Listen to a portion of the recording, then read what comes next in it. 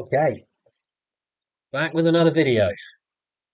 And this is actually a session I played earlier today. And so I thought I'd do it that way this time, just record it and then talk over it later. It's about 40 minutes. And it's actually a pretty decent session. It starts off a little slow, but then there are some hands that I think are worth talking about and some decent sized pots a little way into the session. Of course, you can see this is on GG 10NL, which I'm playing when I can, not as much as I'd like. Hoping by sometime next year I can have a go at 25 NL, but I need to get in a bit more volume. Probably need to do 50 to 100,000 hands, I would think, maybe just try and improve my game, but I do need to get some more volume in. Anyway, let's take a look at this session. So far, we get a lot of trash being folded, and I do recall that the session starts a little slower, but then hots up. I think the pools on GG are quite a lot bigger, so I don't have notes on many people. As you can see throughout the video, I do go and tag people in blue if they've got below a full stack, um, which is actually quite a few people. There's quite a few of those people in these pools. Pools are quite tight, but I do think there's certainly plenty of poorer players in. As you would expect, it is 10 and L. You're not going to be finding too many professionals. And we get a nice board here with our 3-bet with our ace queen. I think on this kind of board, we just go really tiny. Kind of board that he's going to be in pretty bad shape against us most of the time. He's not going to have two pair on that board very often. Ace five, ace three suited, maybe pocket fives, pocket three. A lot of those are going to fold pre, so I think we're in good shape. King jack of clubs here might have been a 3-bet against an under the gun razor, but definitely a fold once we get the 3-bet from the button. It's also interesting sometimes just to watch your sessions back, see if you even agree with your own play.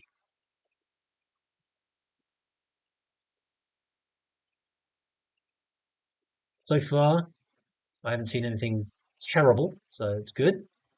But we are only 2.5 minutes in, so even I can probably play half decent poker for 2.5 minutes.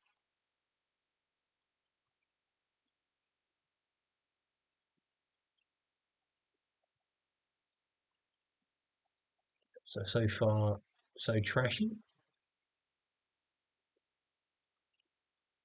As you can see there, what I'm doing is you can see that all in hide guy. I just turned him blue because he's got less than a full stack, just to give me the knowledge that if he ever does end up with a bigger stack, that he originally started off with a small one. And it just as a general rule, people playing these broken stacks tend to be weaker players, but not always. It used to be a very common tactic. Watching some of the high stakes stuff a long time ago on Full Tilt, where you would see people who were just professional short stackers. Well, there's admittedly a lot higher stakes than this, but they'd sit there with like 20 big blinds, and some people just basically did that for seemingly for a living. King Queen on the left here, and we get a very very good board. I do remember this hand, so let's see if I think yeah we get it right. I think a small bet on the flop is just kind of the right play. I think it's right. We could even go half, I guess, but against two people in general, you're not gonna go big. King 10 on the right, very easy call. Nine of spades is obviously not a great card. Flush draws get there. It's not, I think going quite, I don't know whether to go big or small here. I choose to go fairly small on the basis that there actually isn't too much that can call us. There's only one king left in the deck. Five now isn't going to be very happy. Spades obviously beat us. I think here we can go half pot. If we start going too big, we're probably just isolating against flushes. We bet this size and he has king 10. I mean, I think my sizing there is fine. I don't think we're going to get too much more as it happens on the river. If we bet larger, we probably would have won more because I think he calls um, maybe even up to a pot size bet on the river.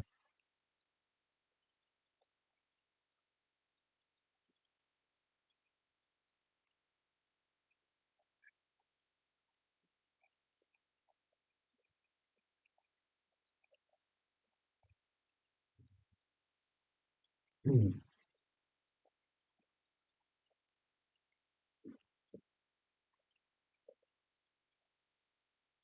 Okay, think on the button, I'm wondering about sizing. I basically go 2.2 from every position. Occasionally, I'll throw in a 2.4 just for the hell of it. But you could probably open the button with any two cards. I don't think people three bet from the blinds, and this includes me, anywhere near enough. I choose to go tiny here. May just give myself a really good price on my little bluff. There's loads of hands he's got that really can't continue on this board. There's like, sort of Jack 10 of spades stuff. There's kind of not much you can do with it.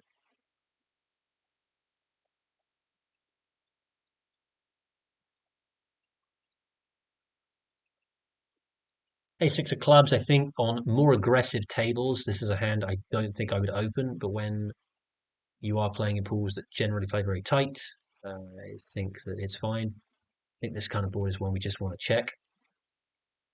Going to be checking this kind of board a lot. Nothing to do here but cool. Certainly don't want to be check raising with it. It's nowhere near strong enough. We want to keep his bluffs in.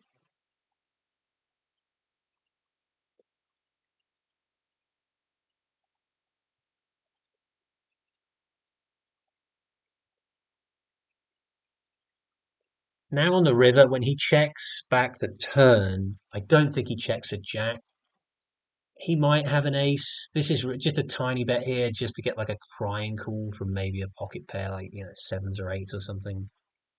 If we get raised, I'd kind of be surprised, but I probably would fold, given that I don't think people find raises in these spots with bluffs enough.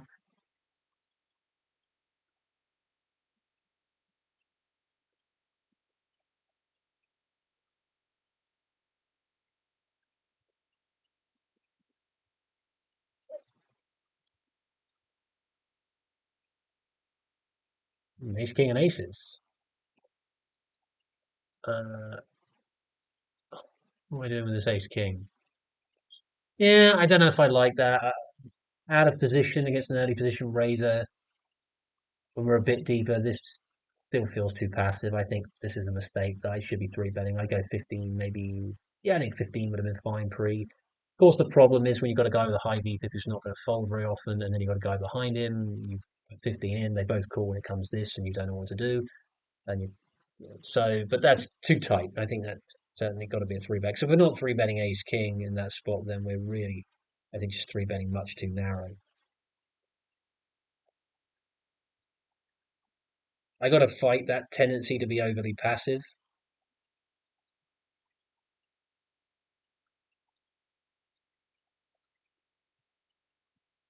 And that's a tendency I think I've pretty much always had, just playing a little bit too cautious. Queen of clubs here, with a gut shot, two overs, plus draw. I guess getting 4-1 would probably call. Could have even maybe considered raising. Easy fold with the ace three. And play the queen jack passively, I think now just probably best just giving up. This guy's got an 85 VPIP. Wonder how many hands that was over.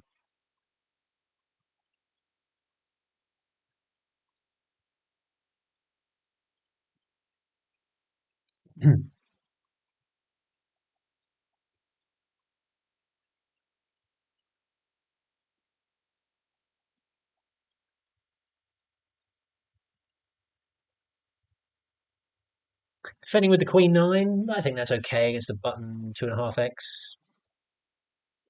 Pretty okay when you get that flop. Of course, the slight downside, of course, is you could get that flop and then your opponent could have ace queen, but that's kind of monsters under the bed stuff.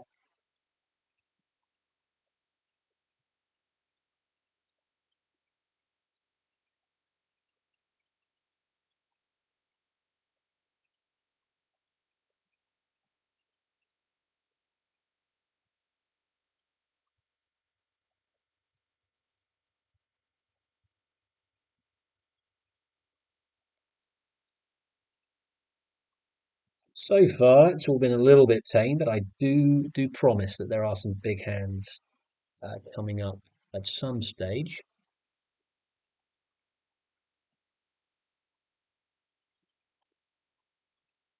The ladies on the button, very nice. But I don't think this is it. I don't think we get any action though.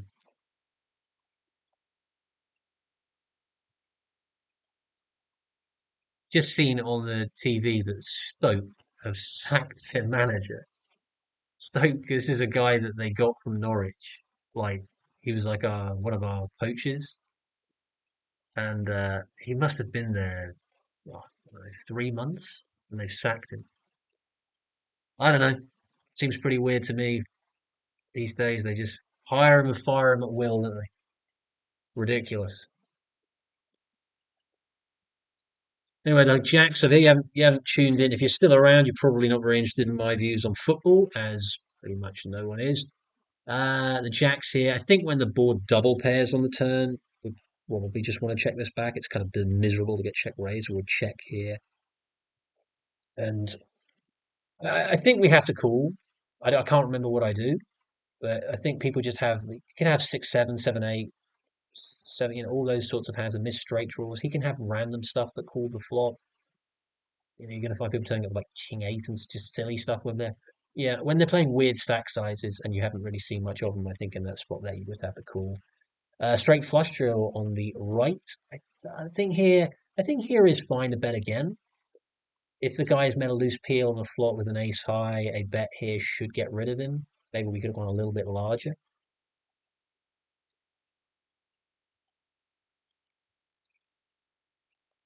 Yeah, I mean the ace on the river. I don't know. If the guy's got very stubborn with stuff like eights, nines, tens, the problem with a hand like 7, 6 is we block some of the hands we want him to have, like pocket seven, pocket sixes, which we could probably bluff him off. That hand there, I don't know if it's folding. Yes, okay, the ace is a bad river. Then maybe it would have folded, but I don't hate the fact that I checked back on the river. Though. I don't think we had a hand that necessarily we want to be bluffing with two spades in our hand. If he had a flush draw, it's going to have an ace or a king in it, which probably won't fold. And like I say, we're blocking sixes and sevens, which are two hands we would be trying to get to fold. So I think checking back that river is fine.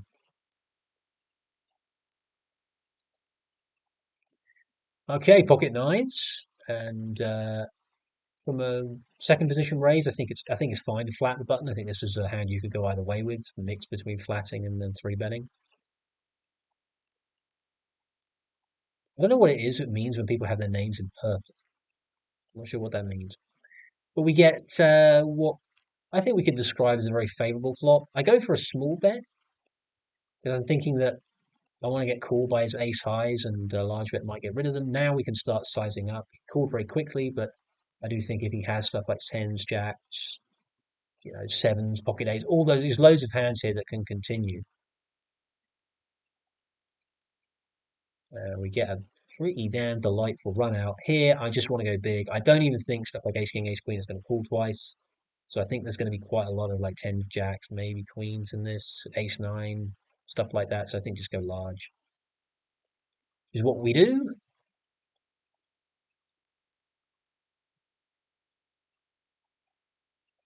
I think I can remember. Jacks? Yeah. Yeah.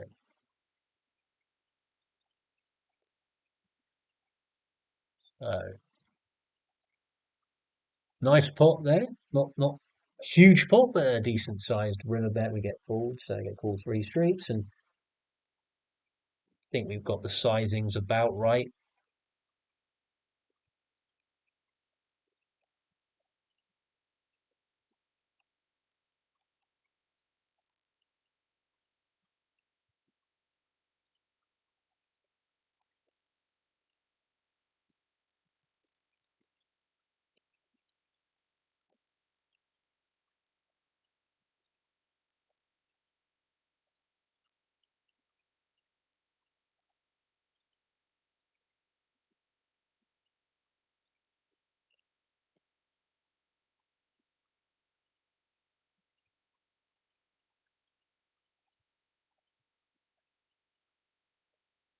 Nice, pretty looking ace king suited under the gun.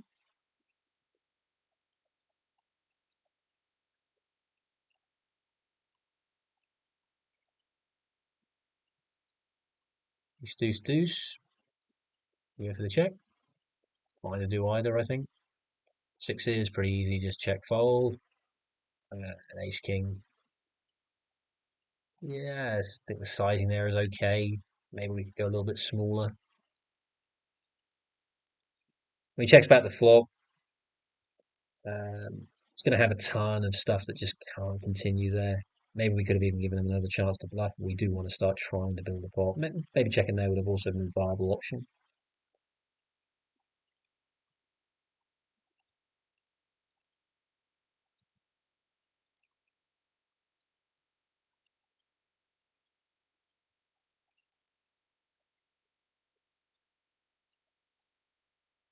This time it's me with the jacks.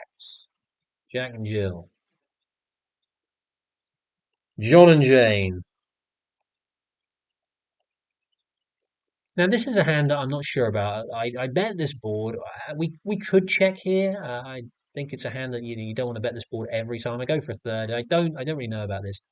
He check raises now. I decide to call here because I do think that we can't really fold yet. I think there's a lot of draws that he can have. Yes, sometimes he's going to have an ace, but aces aren't always going to raise. So I think he check raises. Like I say, there's going to be quite a number of heart draws in that. Could even have like 8x of hearts. So I think we want to call. Now I think we just want to check. We don't really want to bet and get check raised here. So that's just an absolutely phenomenal run out because obviously all the draws miss. And if he did have a hand like pocket eights, pocket sevens, we can now beat that. We can now beat 8-7 that check raise flop. So we basically now lose to an ace. I don't think we can raise the river. Don't think we want to raise the river. Maybe against a small bet we could have considered it. I think an ace goes larger. I decided just to call. If I thought about that for longer, maybe I could have raised. But the thing is, when he check raises the flop, now what value am I getting if I raise? Maybe pocket eights, pocket sevens just get stubborn and frustrated and calls. But I don't want to raise and then get raised back and find out that he was just trying to induce with an ace. But yeah, when he had six high, obviously it didn't matter in that particular hand.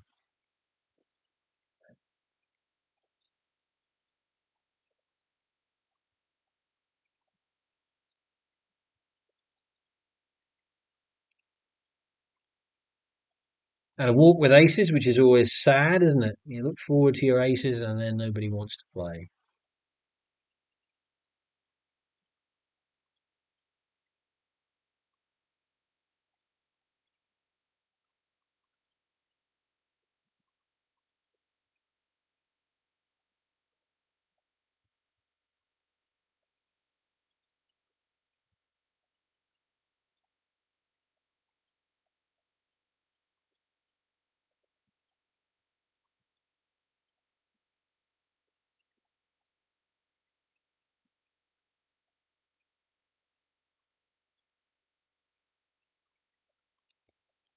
Okay, the ducks on the left and the snowmen, I should say, on the right. Ace 3-9, I guess we can just go with a small bet here.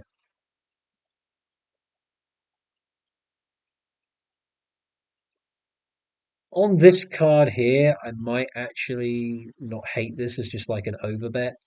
It's going to put a lot of pressure. Yeah, it's a little bit passive. It's a little passive, I think. I mean, if he does, obviously, if he has a nine now, it's not going to do anything. But if he'd had a nine on the turn, I can't remember what he has, but for one, I assume we call. But if he did have a hand like 8-9 or something, yeah, Jack nine. I mean, if we overbet the turn, I really just don't see how he calls. And the ace, we've got pocket aces, we've got pocket kings, we've got ace king. I don't think he has any of those hands. So in a spot there where we have a big nut advantage like that, uh, I think we should just bet big. Big nut advantage, range advantage. And look at me throwing these terms around like I know what I'm talking about.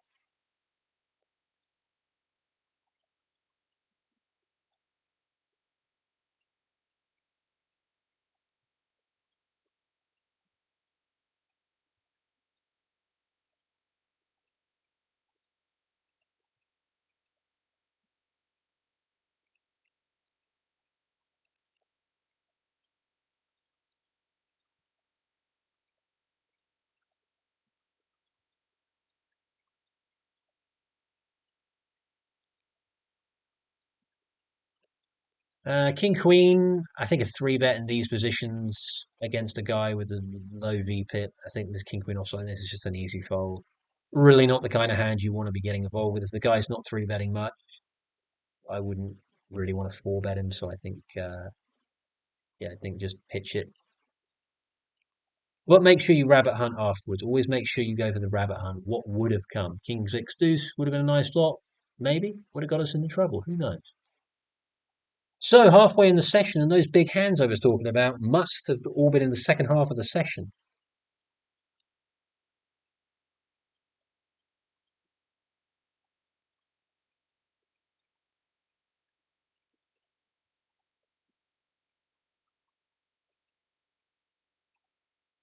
As of yet, no real particularly tricky spots.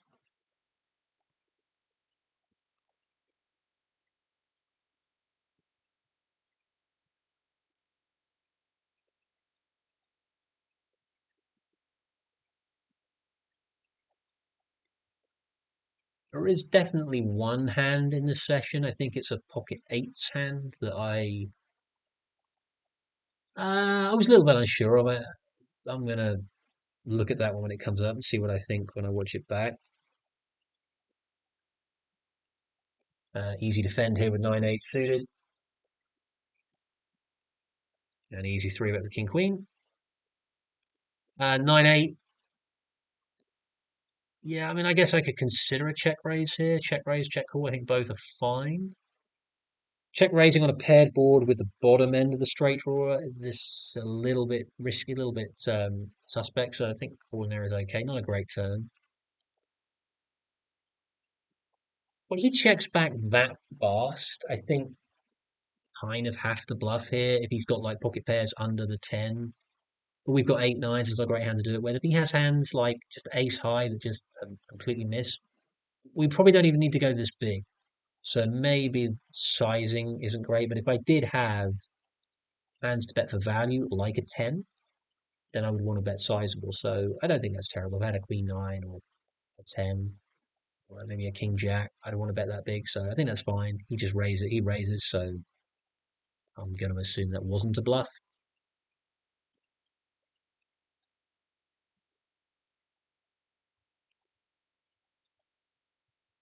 Yeah, in pocket deuces, a lot of the time in this sort of position on an active table, I wouldn't raise, but on tables where people just aren't three betting that much, I think we just want to be opening. And 7-8 suited over here. It's going to be a check fold.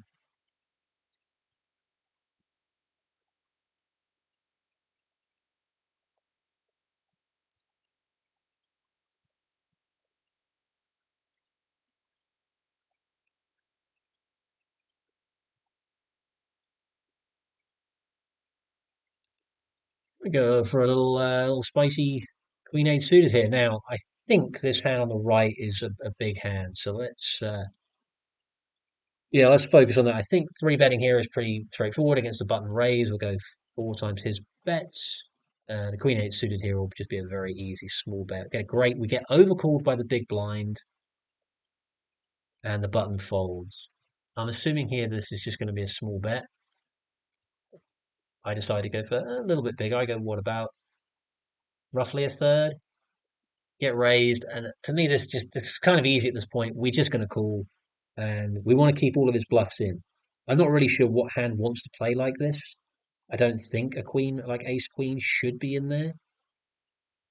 Honestly, like when people play this way, it's so often going to be nines, tens, jacks. People cold calling, but we call, and then not a great turn because diamond draws are in there. Maybe ace king of diamonds, ace jack of diamonds. Shouldn't have too many flushes really. Ace king probably should four bet pre, and ace jack should probably not be in there at all. Four on the river. Now, I think here, if we have a queen, we're just going to chop it up. So if I go all in, this is the question: should I go all in here or should I check? I check. He goes all in. He's got kings, which is kind of surprising. The question, I suppose, on the river is what is the best play? And now, as it worked out, checking was the best play. But what does his range really look like in that spot? I didn't anticipate him having king. I just assumed that when he raised on the flop, that it was going to have some queens in it, some bluffs in it, and maybe some stuff like jacks and tens. The question is, what's the best play on the river? Because stuff like a queen is going to go all in, so it makes no difference what we do against that. But how do we make the most money out of the rest of his range, which is made up of the hands I mentioned? You know, your stuff like your nines, your tens, your jacks, uh, maybe the odd random bluffs like ace king with a diamond or something like that. I'm not sure. So I decided to check and think that we want to try and keep his bluffs in. It worked out not because he had a bluff, but because he had and he could go all in. So I'm not totally sure I got that right, or whether I just happened to get it right because he had a pair, he had pocket kings. But anyway, a nice pot, and I think I played the hand okay. Now this is the hand I was talking about a minute ago, the pocket eights. It's quite a chunky three bet. I do think we want to be calling most of the time, particularly when we're deeper. Slightly interesting flop. He goes on a big size, which he can do on this board because it's a board that's basically going to miss both of us most of the time. So he's got the aces, the kings, and queens that we probably don't have that much. I don't think we can just fold it, but our hand is, it's often going to be this sort of hand when we're playing this way, which is also why sometimes I like to just flat call with my bigger pairs. Here on this board, pocket eight, no diamond, can't really continue, I don't think. I wouldn't necessarily expect to see a big bet on that card that much. He turns over king, queen of spades. I don't know. It's a good bet by him, I suppose. Not that sorry that I folded. Most of the time there, I think we're going to be behind. But yeah, it's annoying when we were getting bluffed. I'm kind of surprised to see a big bet on the diamond. Because if he's got like aces or kings or queens, even if he's got a diamond in his hand, does he really want to go that big? I'm not so sure. And if he has like ace king of diamonds, why would he go that large? He's just chasing away all of my hands. So yeah, I was surprised to see him bet that big, and maybe that was why I bet that big because he had a piece of cheese. So perhaps I could have read into that, but I did not. Made the fold, and I think most of the time it'll be the right fold because I don't think you're going to see quite enough people just bluffing with stuff like that. But on this occasion, he got me. He got me.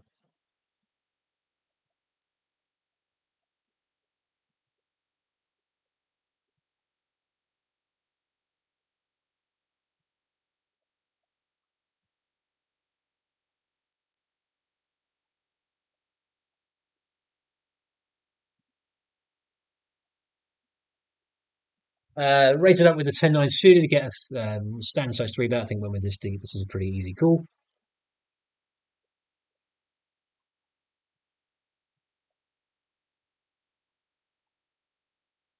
Wonder if we want to consider some check raises on this board. We have to have more sevens than he does. I don't think he has any sevens in his three betting range against this size. Half, a little over half pot. I think both call or raise are both fine.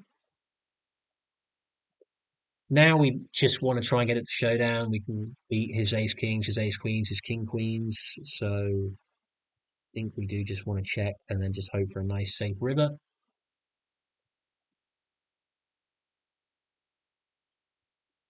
He's not going to bet here that much. I don't even think stuff like aces, kings, and queens are always going to bet here. Maybe they should, but a lot of people just don't, particularly when we're this deep. He doesn't want to bet and then get check raised. So a lot of people are going to just check it back and then just try and go for two streets of value with a river bet. Obviously, there's a shit river. Now we kind of don't beat anything. King Queen gets there, any ace gets there. Kings and Queens already had us. The question would be really whether or not we should turn our hand into a bluff. I decide not to, as I so often do, just wimp out. And he has Ace King. I yeah, I think unless I bet like three times the pot on the river, I think probably he would just have called.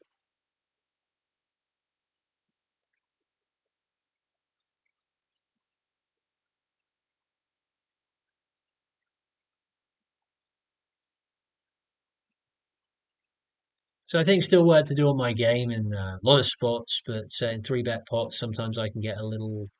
I think I played them too badly. I just feel like whenever you feel like you're just losing a lot of those types of pots, you feel I must be getting something wrong. But maybe both of those hands were played fine. Now this spot here with the queens. Now this might be. I remember this hand. This may just be too nitty. He goes for the small four bet. Now I do choose to fold here. The reason is because to me there's no way this is a light four bet.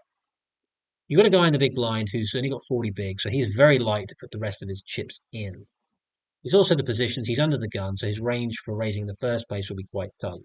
So I think that this four betting range is going to be basically ace, king, kings, aces, maybe queens. I'm not even sure jacks plays like this, to be perfectly honest. So I think actually against that range, we're not doing that well.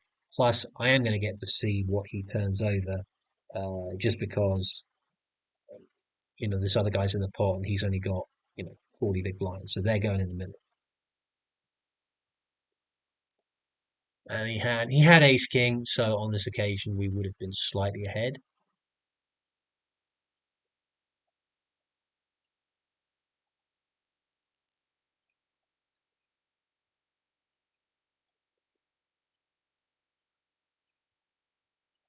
And this time we do go for the three bet with the ace king. This is what I should have done before, but this time it's only one player in. But actually, it probably makes more sense to do it when there's two players in because there's more to steal. So this time we go for the three bet. Four deuce three, kind of a board I think is probably better for us. I don't think he ever has any of the sets, neither do we. So this is a board that probably just hasn't changed much. With an ace and a king on our hand, we're blocking aces and kings. I'd like to see another bet here, preferably a large bet, and then probably buy a lot of rivers too. Yeah, I like this bet. I just think it's tough. Yeah, it's good bet from me. Well done, booklet. I like that bet. At least I think it's a good bet. Don't know what anyone else thinks. But I do have a tendency to be too passive. So when I see myself actually, for once, just fire a second barrel without a hand, I kind of like it. I kind of like it.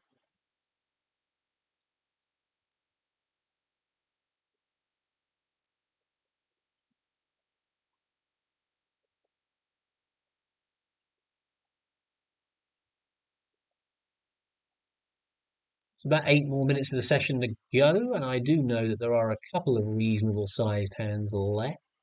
Now, I try a different play here on the right. I raise up the P5 suited and the small get called. I go for a one big blind bet. What do you think of that on an ace a7 board? I think probably it's just right. And this guy raises. And, to be honest, I think this raise is probably full of shit. But I got next to nothing in there.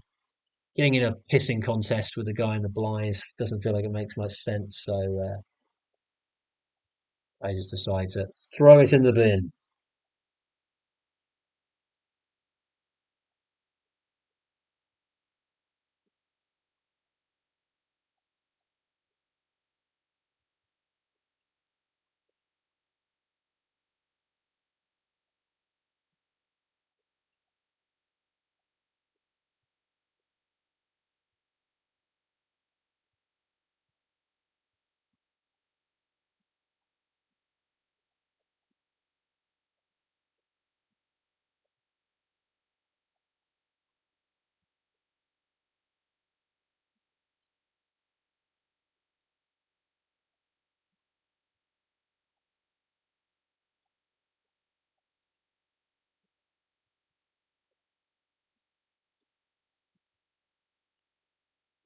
So session not far off. There's about 6.5 minutes to go. Jack 10 off, a little loosey goosey. I think that's probably okay in the cutoff if you think the players behind are a little bit tight.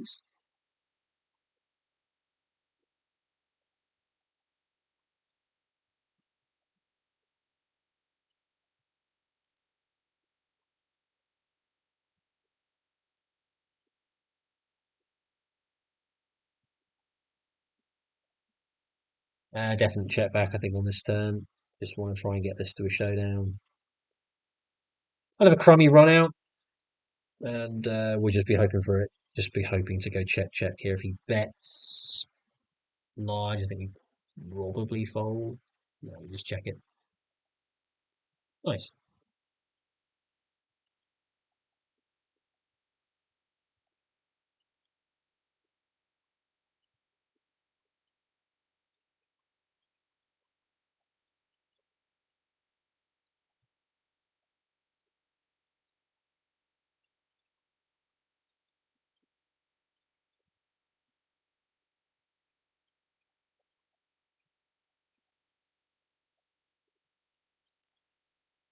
We think we want to be going for a bet. We go for a check back here with ace jack of hearts. Okay, and it's a little bit passive, I guess. When we don't pick up anything on the turn, we just fold. Fair enough. I don't want a continuation bet every single board.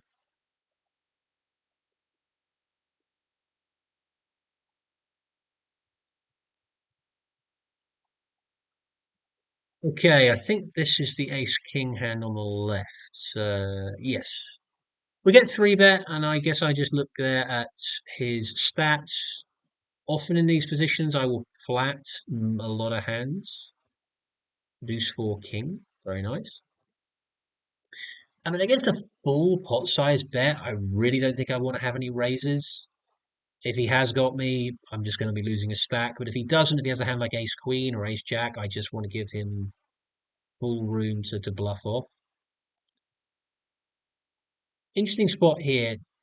I go for the check. The reason is because I figure if he has stuff like tens or jacks, he's just going to give them up. So I'm not going to win anything against him. But if he has stuff like king queen or ace queen, he's going to bet. It probably doesn't make too much difference what I do. Yeah, he has king queen. So if I'd gone all in on the river, he probably would have called. Uh, That's the second time in the session that on the river I've checked to someone this and their person has kind of value bet a hand that's weaker than mine. So not actually bluffing, but on that river I'm not sure what bluffs he really would have had. So yeah, I guess I was just letting him bet if he had like ace jack or ace ten. Again, it's a spot where maybe I could have just pushed myself. I could have four bet free. Could have done a lot of things differently. What I did worked out, and I think it was okay. So there's a couple of hands here. This hand here, I remember this, and I don't love how I played it. Fine pre-flop with the three bet. Tremendous board. Going for a bet. I think this is just absolutely fine. Going for a third. And I think here we can bet again. I don't think we want to, and I choose to check on the basis of I want to give him a chance to bet with his ace queens, ace jacks. But in fact, all I'm really doing is giving him a chance to check a lot of those hands back. He didn't four bet free, so he's not going to have ace king stuff like that too much. I think I should just bet, and I choose to go bet check bet. I think I lose out on value here, so I'm not happy necessarily with the way I played this hand. He has ace queen. I remember that. Could we have got the lot? Maybe, maybe. I think we could have bet the turn there. But for all I know, we could have bet the turn for like 20 and then he would have folded the river, so we'd have actually won less. But I do think in that spot there, probably just going fire, fire, fire is the best um, option. But can't complain about the hands, getting some good spots and some somewhat easy spots to play,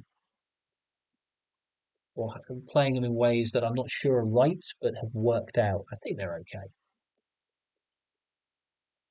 At least there was some rationale for why I did what I did. The ace king, when he had the king queen, it's just to give him an opportunity to bluff the river. And the hands that will call me will probably all bet themselves, I think is what I was trying to say. So this is the last meaningful hand of the session, the pocket sixes. And again, another spot where I'm, as you might can tell from now, never 100% sure what I'm doing. Not 100% certain. So go for the check. He goes for quite a large bet. I'm wondering whether just to raise this now or whether just to call. I decide to go for the slow play and just call and to go for the check raise on the turn. Just want to be check raising this so we have a chance to shove the river. So if I make it 23, that's 46 plus 14, plus about 61. So I think that gives us roughly pot size on the river, very roughly.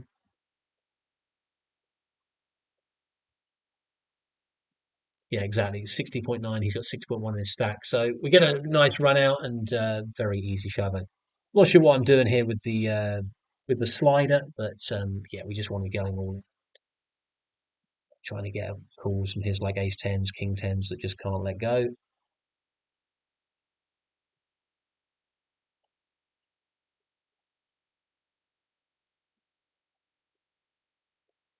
But alas, he folds. All right.